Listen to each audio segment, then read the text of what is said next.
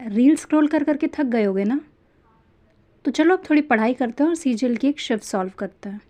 So once again welcome to short plus. आज हम solve करेंगे एसएससी सीजीएल 10 सितंबर की third shift. So let's get started. So first question is the table shows income earned by 5 employees of a company during the month of March 2019 and income sources. तो यहाँ पे ये employees के name है और ये इनकम सोर्सेज है। हमें बताना है the total amount of Arias paid by company during the given period is what percentage of total amount of bonus paid during the given period. मतलब कि अमाउंट ऑफ आरेरास बोनस का कितना परसेंट है। तो यहाँ पे हमें इसकी वैल्यूज़ ऐड करनी पड़ेंगी और इसकी वैल्यूज़ ऐड करनी पड़ेगी, मतलब एरेरास बोनस का कितना परसेंट है, ऐसा इसको सॉल्व करना पड़ेगा। सो एरेरास को ऐड करते हैं हम 45, 48, 49, 53, 56, 9, 8, 17, 3, 20, 26 और 5, 31 का 1 carry over 3, 5, 5, 10, 14, 18, 22, 23, 24, 25।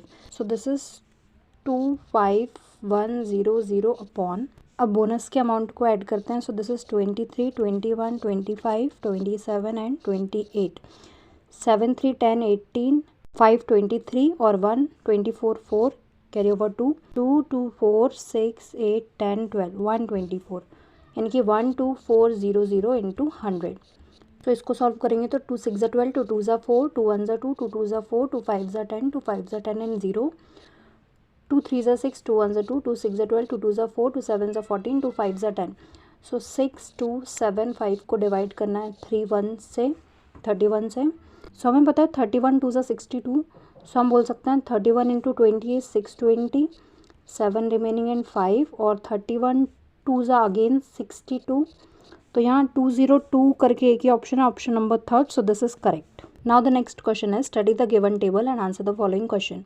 The following table shows the population of city at the end of the years mentioned. यहाँ पे ईयर्स हैं और यहाँ पे सिटी की पॉपुलेशन है। हमें बताना है which of the following year has highest rate of increase compare to previous year. Previous year के कंपैरिजन में किस ईयर में हाईएस्ट इंक्रीज है। तो यहाँ हम ऑप्शन से ही चेक कर लेते हैं कि 2016 की बात करते हैं तो 2016 में कितना इंक्रीज़ है, यानी 83 से 100 हो गया अप्रॉक्स, इसमें 17 का इंक्रीज़ है। 2015 में कितना इंक्रीज़ है, 72 से 83 हो गया, मतलब अप्रॉक्स 11 का इंक्रीज़ है। 2018 में कितना इंक्रीज़ है, 112 से 128 हो गया, मतलब अप्रॉक्स 16 का इंक्रीज़ है। और 2019 में कितना इंक्रीज़ है, 128 से 134 हुआ है, मतलब अप्रॉक्स 6 का इंक्रीज़ है। तो यहाँ पे डायरेक्ट 17 का इंक्रीज़ है, तो इसका रेट भी सबसे ज़्यादा होगा। सो option number first is correct. Now the next question is a bronze article having a marked price of ₹1000 is sold during a festive season sale after 3 successive discount of 20%, 30% and 10%. What will be the amount to be paid by customer if she buys the article during the festive season? तो यहाँ पे ₹1000 marked price है और 3 discount दिए हैं, 20%, 30% और 10%। तो हमें पता है कि ये 2 डिस्काउंट तो 20 + 30 is 50 and minus 3 2 6 is 600 upon 100 हो जाएगा। So this will B 50 - 6 is 44। तो इन दोनों का कंबाइन ओवरऑल डिस्काउंट 44% हो जाएगा। देन 10% का अगेन डिस्काउंट है तो 44 और उसमें 10 ऐड करेंगे minus 440 upon 100। So this will B 54 minus 4.4। सो हम 54 में 4.00 में 4.4 माइनस करेंगे। सो दिस विल बी 10 में से 4 is 6 and this is 3 13, so 9 and 4। So overall discount is 49.6%, मतलब 100% की कोई चीज़ है और उसमें 49.6% का अगर डिस्काउंट है तो उसमें कितना प्राइस पे करना पड़ेगा। सो दिस विल बी 50.4%। सो 1000 का 50.4% निकालेंगे तो 50.4%, और यहाँ से अगर हम पॉइंट हटाएंगे तो ये 0 यहाँ आ जाएगा। So this will be 504। So option number 2 is correct. Now the next question is a rectangular piece of paper is 50 centimetre long, ये इसकी लेंथ है, एंड 22 सेंटीमीटर वाइड, और ये इसकी ब्रेथ है। If a cylinder is form by rolling a paper along its breadth then the volume of cylinder is. तो देखो, एक रेक्टेंगुलर पीस ऑफ पेपर है जिसकी कुछ लेंथ और ब्रेथ है। सो यहाँ पे क्वेश्चन के अकॉर्डिंग उसकी लेंथ है 50 सेंटीमीटर और उसकी ब्रेथ है 22 सेंटीमीटर। अब क्वेश्चन में बोला है कि if a cylinder is form by rolling the paper along its breath, तो मतलब अगर इसकी ब्रेथ को रोल करके एक सिलेंडर बनाया जाता है, मतलब ब्रेथ को रोल किया जाता है, तो अगर हम इसको रोल करेंगे तो ये कैसा बन जाएगा, ऐसा बन जाएगा सिलेंडर। है ना, पेपर को रोल करेंगे तो जो उसकी लेंथ है वो सिलेंडर की हाइट हो जाएगी। तो यहाँ पे हाइट 50 है और ये तो हमें पता है कि 2πr होता है ये पैरामीटर, तो यहाँ पे हम बोल सकते हैं कि 2πr की वैल्यू हो जाएगी 22। सो अगर इसको सॉल्व करें तो 2 × 22/7 × r is equals to 22। So this will be r is equals to 7/2। तो यहाँ से इसकी रेडियस हमें मिल गई 7/2 और हमें निकालना है वॉल्यूम ऑफ सिलेंडर। तो हमें पता है सिलेंडर का वॉल्यूम क्या होता है, πr²h। So this will B 22/7 × r², यानी कि 7/2 × 7/2 × h मीन्स 50, क्योंकि ये जो लेंथ है वही सिलेंडर की हाइट हो जाएगी। सो 7 से 7 कैंसिल, 2 11 ज़ा 22 and this will be 25। So 11 × 7 × 25। Unit digit check कर लेते हैं, लेकिन यूनिट डिजिट तो सब में 5 है। सो इसको मल्टीप्लाई करके देख लेते हैं। 11 7 से 77 and 25। So this will B 7 5 ज़ा 35, 3 7 5 ज़ा 35, 36 37 38 एंड 7 2 ज़ा 14, 1 7 2 ज़ा 14 15। सो 5 8 एंड 4 इज 12 का 2 carry over 1, 5 6 7 8 9। So 19 25 option number first is correct. Now the next question is if triangle P Q R congruent to triangle M O N. एक triangle है, दो triangle हैं P Q R और M O N. साथ में क्या information दी हुई है, angle P Q R is equals to 80 degree. So angle P Q are means this is equals to 82 degree and Q R P is equals to 47 degree means Q R P, so this is 47 degree. Also RPQ is 51, so RPQ, so this is 51 degree. Or MON is 5y minus 8, so MON, this is 5y minus 8 and QR is 24. So QR की length है 24 और ON की length है 3x plus y. So we have to find x plus y. तो हमें x plus Y निकालना, तो यहाँ से हमें x और y की वैल्यू चाहिए रहेगी। सो इसको सॉल्व करने के लिए देखो, आप ये दोनों ट्रायंगल कॉन्ग्रुएंट है, तो यहाँ से हम बोल सकते हैं कि 5y minus 8 is equals to 82। ये वाला एंगल के इक्वल होगा। So 5y is equals to 90 and y is equals to 18। अब y की वैल्यू 18 आ गई और इन दोनों इक्वेशन से मतलब कि 3x plus y is equals to 24। So यहाँ पे y तो हमें पता है कि 18 है, तो 3x plus 18 is equals to 24। So 3x is equals to 24 minus 18 is 6। So x is equals to 3 2 ज़ा 6, सो 2। अब हमें क्वेश्चन में x प्लस वाई बताना है, मतलब 18 प्लस 2 is 20। So option number first is correct. Now next question is if this equals to 1 then the value of a। So इस equation को सॉल्व करते हैं। So this is 45 divide by 3 is 3 1 ज़ा 3, 3 5 ज़ा 15 plus 4a minus 48 divide by 24 is 24 2 ज़ा 48, 2 plus 4 is equals to 1। सो यहाँ पे ये हो जाएगा 4a, 4 minus 2 is 2, 15 plus 2 is 17। So this will be 4a plus 17 equals to 1। So 4a is equals to 1 minus 17 is minus 16। So a is equals to 4 4 ज़ा 16 minus 4। Option number 3 is correct. So the next question is the simple interest on certain sum is 1/5 the sum. मतलब कि जो simple interest है किसी सम में वो 1/5 है उस सम का, 1/5 है उस सम का मतलब 1/5 है प्रिंसिपल का।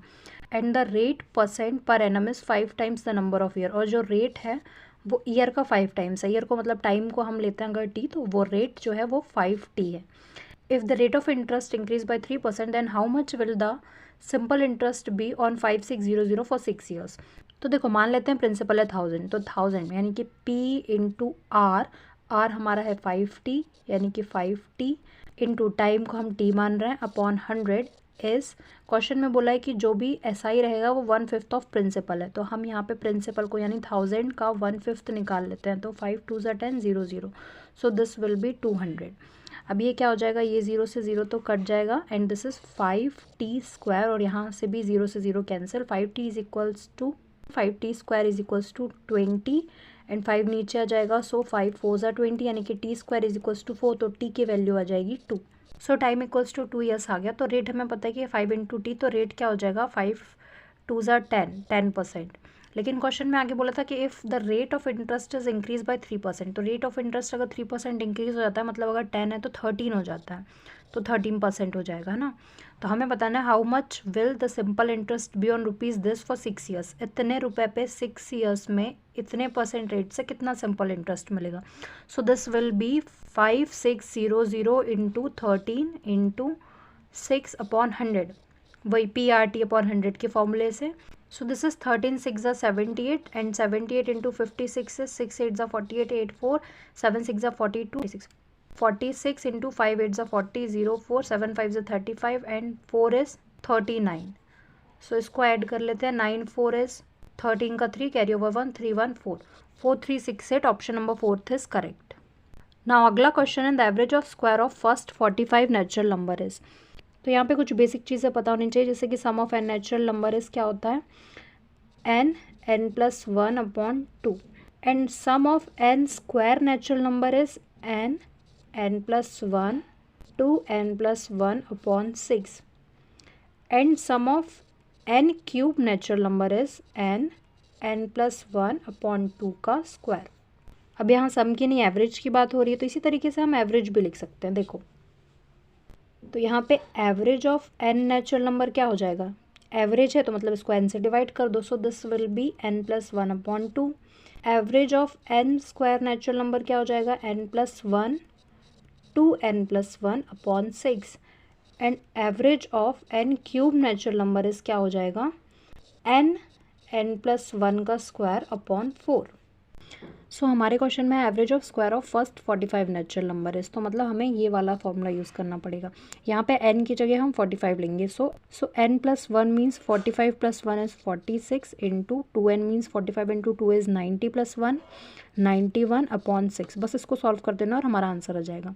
सो 2 3 6 2 2 4 2 3 6, सो 91 into 23 3 1 3 9 3 27 into 2 1 2 9 2 18/3 7 2 is 9 8 2 10 0 carry over 1 2 0 9 3, इसको डिवाइड कर देंगे 3 से, तो 3 6 18 2 9 3 9 27 28 29 2 3, तो 3 7 21, यानी कि 697 पॉइंट समथिंग।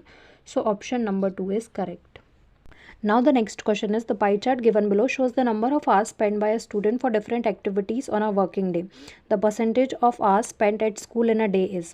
किसी भी दिन में 24 आवर होते हैं जो कि 100% होते हैं, 100% की वैल्यू, और यहाँ से हम अगर 1 आवर की वैल्यू निकालना है तो 0.24 हो जाएगा, और यहाँ हमें निकालना है कि स्कूल में कितना स्पेंड करते हैं। स्कूल में 6 आवर्स स्पेंड करते हैं तो इंटू 6 कर दो, तो 6 4 ज़ा 24 और 4 25 ज़ा 100। सो ऑप्शन नंबर 4 इज़ करेक्ट, 25%.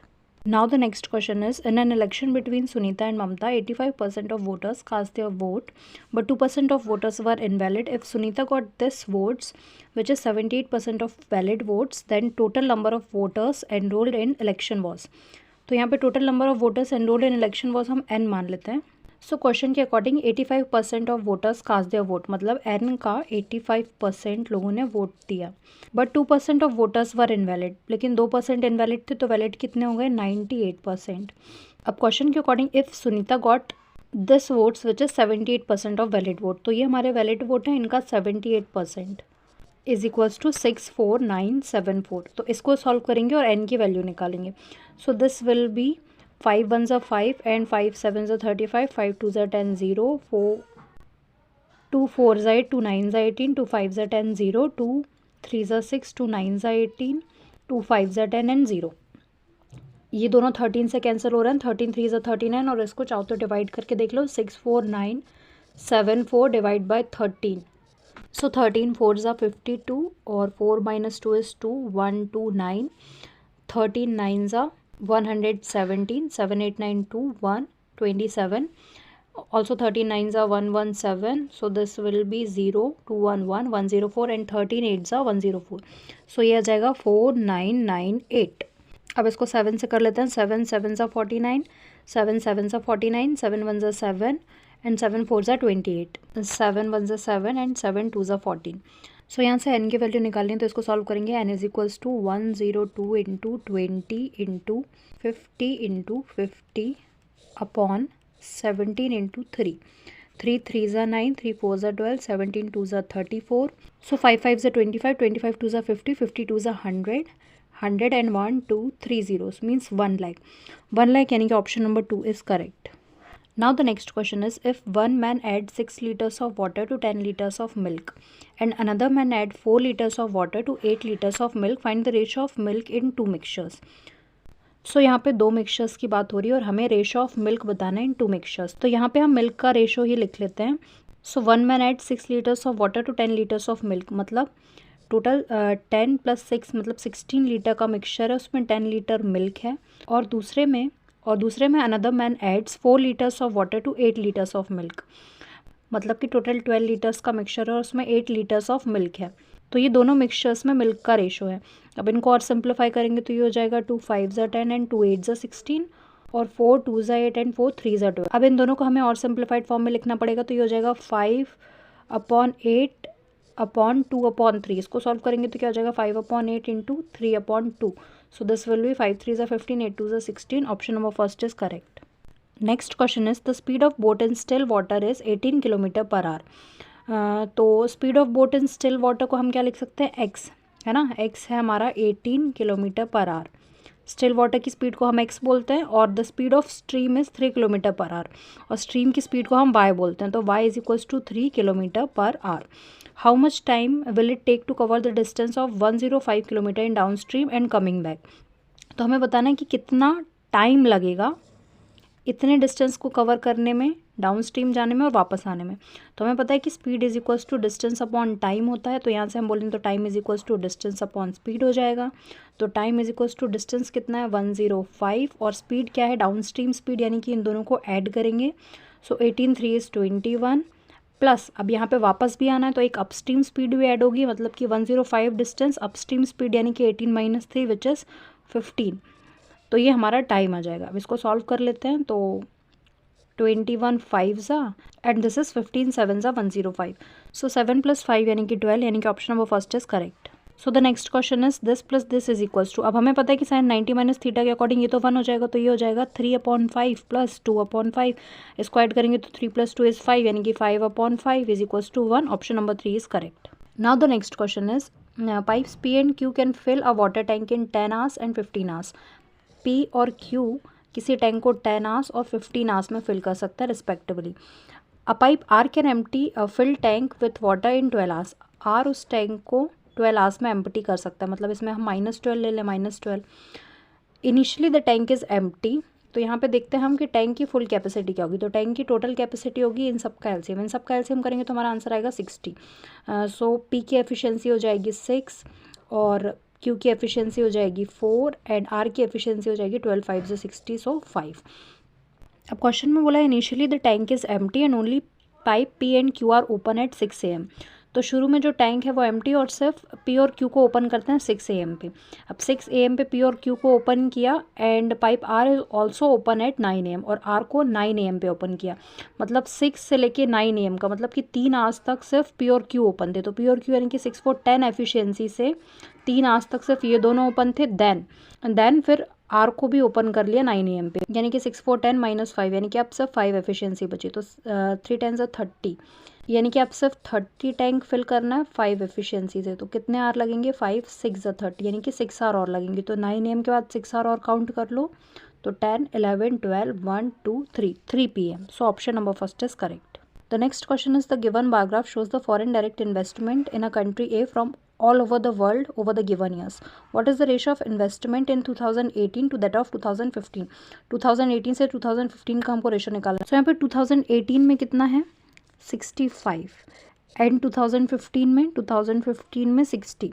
सो इनका रेशो आ जाएगा 5 1 ज़ा 5 5 3 ज़ा 15 5 1 ज़ा 5 एंड 5 2 ज़ा 10 13 ratio 12. Option number 2 is correct. Now the next question is which digit should come in place of star and hash respectively if the 7-digit number this is divisible by 8 and 5 both. तो number है हमारे पास 6 2 6 8 4 star and hash. अब अगर ये 8 और 5 दोनों से divisible है तो 5 से तो तभी डिविजिबल होगा जब लास्ट में उसकी डिजिट 0 और 5 होंगी. अब क्योंकि ये 8 से भी डिविजिबल है तो 5 तो हो नहीं सकती लास्ट में, तो 5 को तो हटा दो. मतलब कि लास्ट की डिजिट इसमें 0 होंगी। तो ऑप्शंस में इन तीनों में लास्ट में 0 डिजिट है।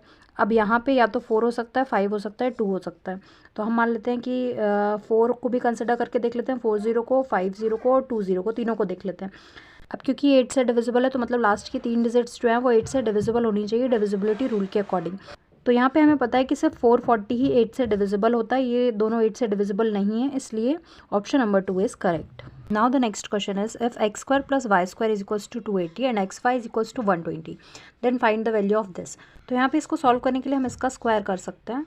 तो ये क्या हो जाएगा, a माइनस बी का whole square and a plus b का होल स्क्वायर। सो यहाँ पे a माइनस बी का होल स्क्वायर होता है a square plus b square minus 2ab और a प्लस बी का होल स्क्वायर होता है a square plus b square plus 2ab।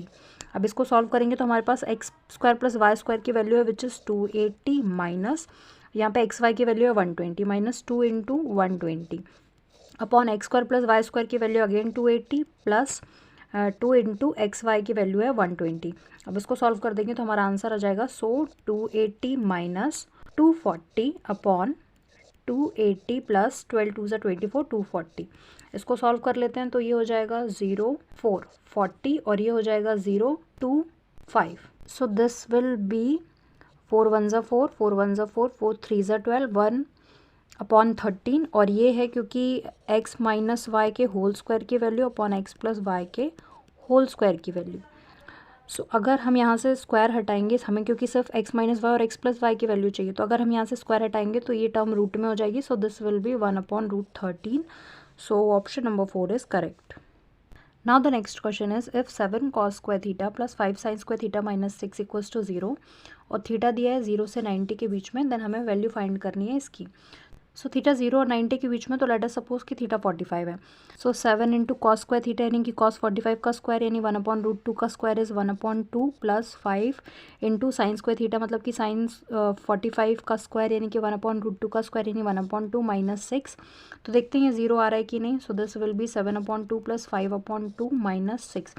सो ये तो हो जाएगा 2 7 5 12 माइनस 6 इक्वल्स टू 0 आ रहा है क्योंकि 2 6 है 12 6 माइनस 6 इक्वल्स टू 0।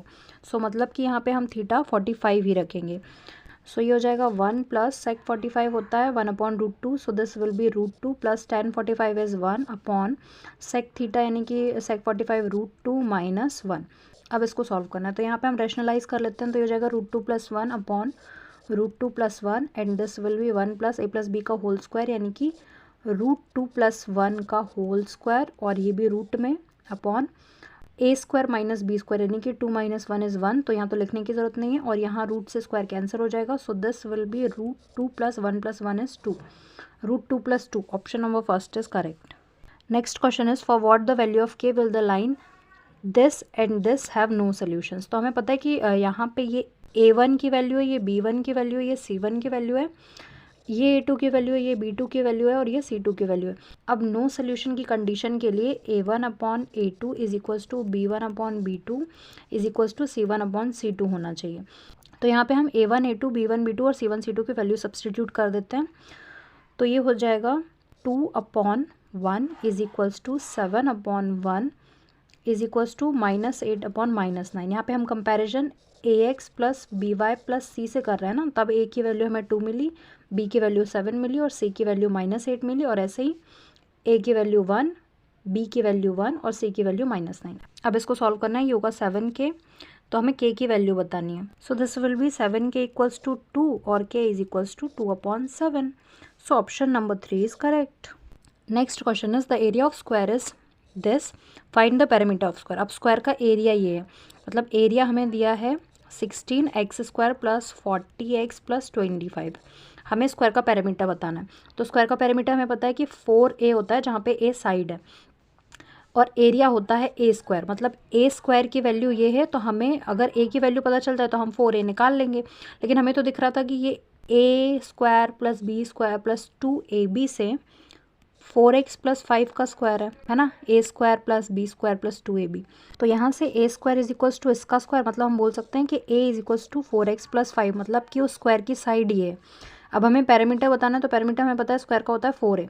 अब यहाँ पे ऑप्शन में देखो ये है 2, यहाँ अगर हम 2 लिखें 4 को, 2 इंटू 2 और 4x प्लस 5 और एक 2 अंदर कर लें तो ये क्या हो जाएगा 2, 4 2 ज़ा 8x प्लस 5 2 ज़ा 10. सो option number 4 is correct. Now the next question is the radii of two circles are 5 and 10 cm and the distance between the center is 17. Find the length of transverse common tangent. तो हमें transverse common tangent का तो formula ही पता है कि उनके बीच का distance का स्क्वायर माइनस दोनों रेडियस का सम का स्क्वायर का डिफरेंस है ना. तो ये हो जाएगा डिस्टेंस कितना दिया था, दो रेडाई हैं 5 और 10 और distance between the centre is 17. So this will B 17 का स्क्वायर माइनस दोनों रेडाई यानी कि 10 प्लस 5 यानी कि 15 का square. So this will B 289 minus 225 और यहाँ से हम अगर 289 में से 225 माइनस करें तो आंसर आएगा 64 विच इज़ 8 का square. So option number 4 is correct. और इस क्वेश्चन को सॉल्व करने के लिए ये फॉर्मूला और स्क्वायर्स आपको याद होने चाहिए.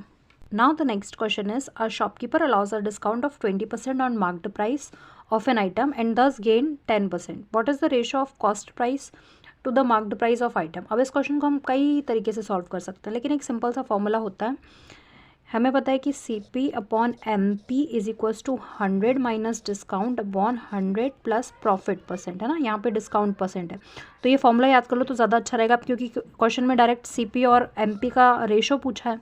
तो ये तो बहुत ही ईजी हो जाएगा कि 100 माइनस डिस्काउंट यानी डिस्काउंट कितना परसेंट है 20%. तो 100 माइनस 20 इज़ 80% अपॉन प्रॉफिट बोल रहा है क्वेश्चन में गेन हो रहा है 10% का यानी कि 100 प्लस 10 इज़ 110. अब इनका रेशो बताना है तो 8:11. Option number 4 is correct. इसको बहुत तरीके से सॉल्व कर सकते हैं, लेकिन जब हमें ये फॉर्मूला पता ही है, रिलेशन पता है और डायरेक्ट पूछा भी है CP और MP का रेशो, तो भाई कुछ चीज़ें याद कर लो. क्वेश्चन जितनी जल्दी हो सके उतनी जल्दी करना है ना. Now the next question is, if 7 tan theta equals to 3 and theta is acute angle then ये बताना है हमें. तो tan theta is equals to 3 upon 7 बोल सकते हैं हम. अब हमें पता है कि tan theta क्या होता है साइन अपॉन कॉस, तो मतलब कि 3 अपॉन 7. तो यहाँ पे डायरेक्ट हम साइन की जगह 3 यूज़ करें और कॉस की जगह 7 यूज़ करें तो ये इक्वेशन सॉल्व करना ईजी हो जाएगा. सो ये क्या हो जाएगा 5 इंटू 3 माइनस कॉस की जगह 7 अपॉन 5 इंटू 3 प्लस 2 कॉस की जगह 7, है ना. साइन की जगह हमने 3 रख दिया और कॉस की जगह हमने 7 रख दिया. सो 5 3 ज़ा 15 माइनस 7 अपॉन 5 3 ज़ा 15 प्लस 7 2 ज़ा 40. सो this will B 15 minus 7 is 8 upon 5 4 is 9 and 1 1 2. So 8 upon 29. Option number 3 is correct. Now the next question is, if the length of common external tangent to two circle is 9 and that of common internal tangent is 5, then product of radii of two circles. तो यहाँ पे दिया है common external tangent. Common external tangent मतलब होता है direct common tangent और common internal tangent मतलब होता है ट्रांसवर्स कॉमन टेंजेंट. तो हमें पता है डायरेक्ट कॉमन टेंजेंट का फॉर्मूला क्या होता है कि डिस्टेंस का स्क्वायर माइनस रेडाइस का डिफरेंस, है ना, अंडर रूट में.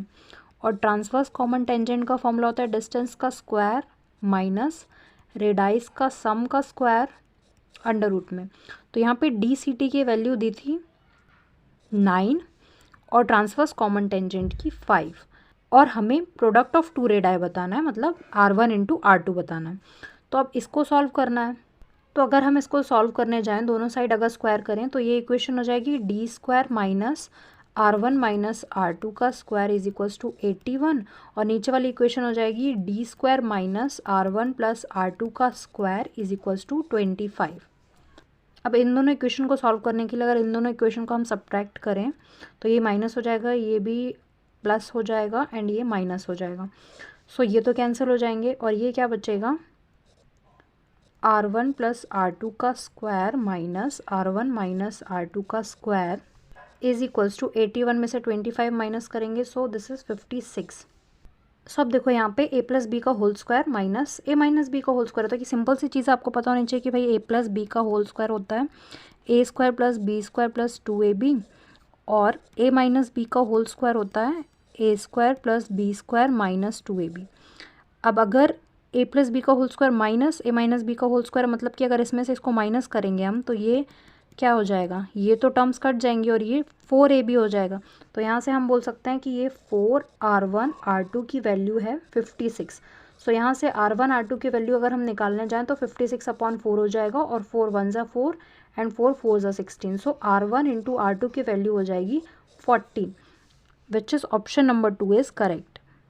So thanks for watching. Video पसंद आई हो तो लाइक शेयर एंड सब्सक्राइब ज़रूर करें and see you soon in the next video.